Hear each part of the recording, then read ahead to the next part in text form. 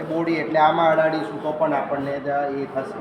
બરાબર કદાચ આની આ શું ટ્રાન્સપોર્ટેશનમાં એ થયેલા છે બધા અમુક ટ્રાન્સફરમાં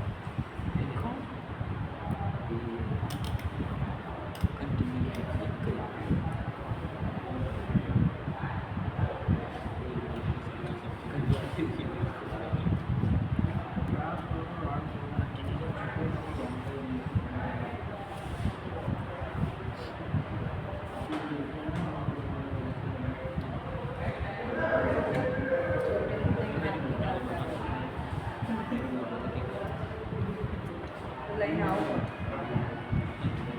લઈને આવો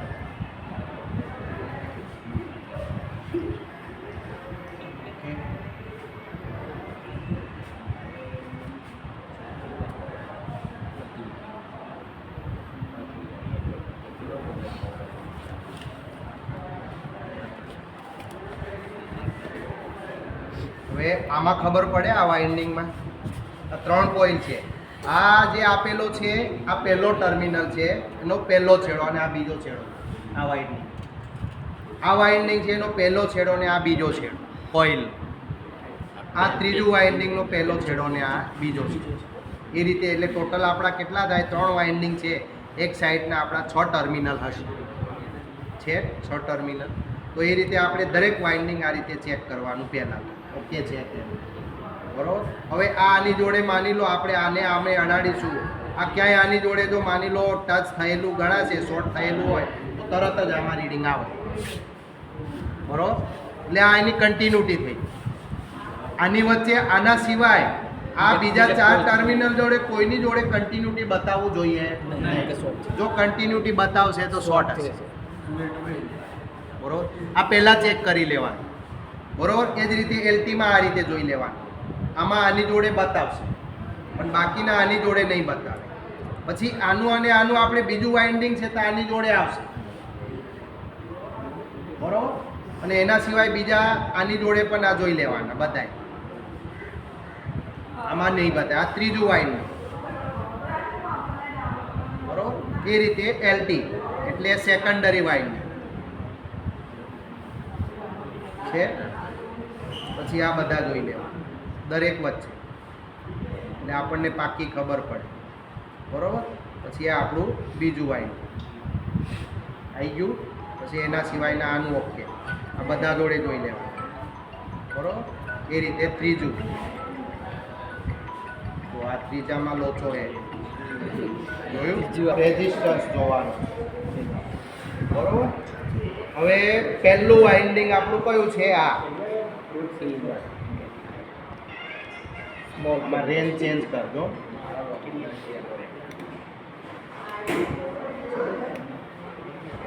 20 પર રાખો 20 પર 200 પર જ રાખો વધારે 200 પર રાખો 200 છેલ્લે હા જો 0.9 મેગાઓમાં આવે છે આમાં બરોબર પહેલા આપણે કયું છે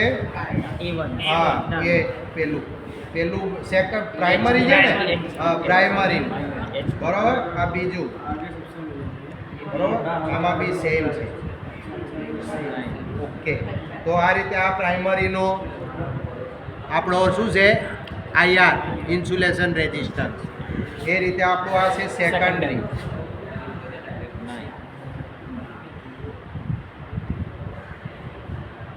સેકન્ડરી સેમ જ છે સેકન્ડરી આમાં તો સેમ બતાવે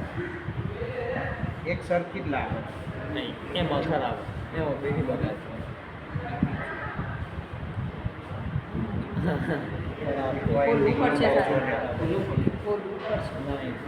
બાકી સેમ જ છે વાઇન્ડિંગ જો પ્રાઇમરી સેકન્ડરીનો સેમ જ આવે જો આ પ્રાઇમરી છે બરોબર અને આ સેકન્ડરી મતલબ વાઇન્ડિંગ બંને સેમ છે આમાં વાઇન્ડિંગ બંને સેમ છે જોયું એ જે કેડો અવાજ બંને સેમ જ છે હવે આપણે કરીશું આમાં બી આ એક તાજો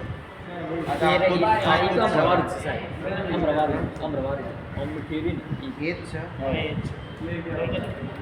આખું કોઈ દે આ ટર્મિનલ ખરાબ થઈ ગયું ને દિન દુનિયા આ જોવા. એક ઝટકે ભાઈ આ મુન્ના બીજું કેટલો કેટલો આવે થોડું એ કરજો હા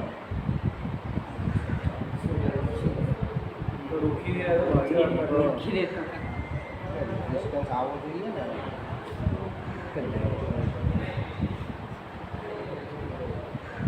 बस इसके 1070 के राउंड ही ये अलग आ रहा है अलग 15 नहीं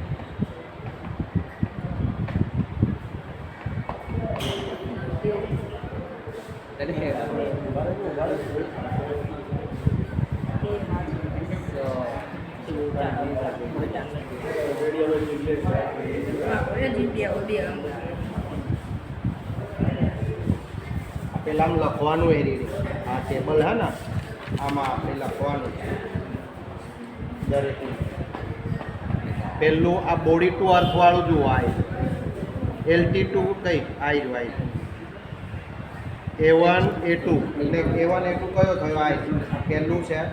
A1 A2 .9 આવે બરોબર હા પછી બીજું કયું છે બોડી વચ્ચેનો છે ને એટલે આની અને આની બોડી વચ્ચે કેટલો છે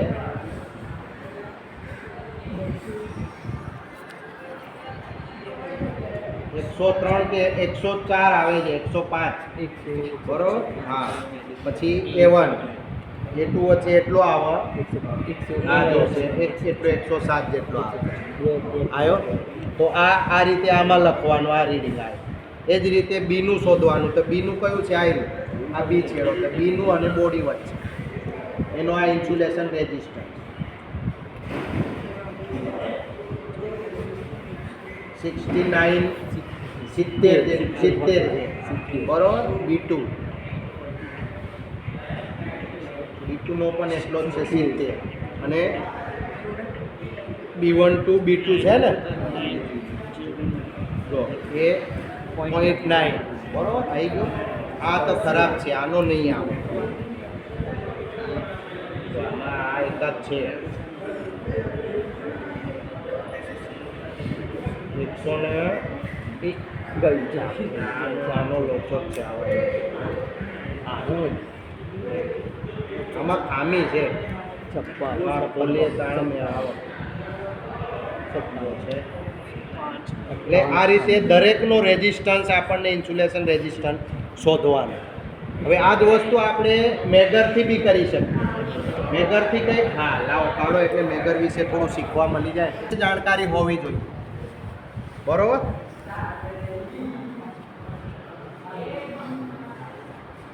હવે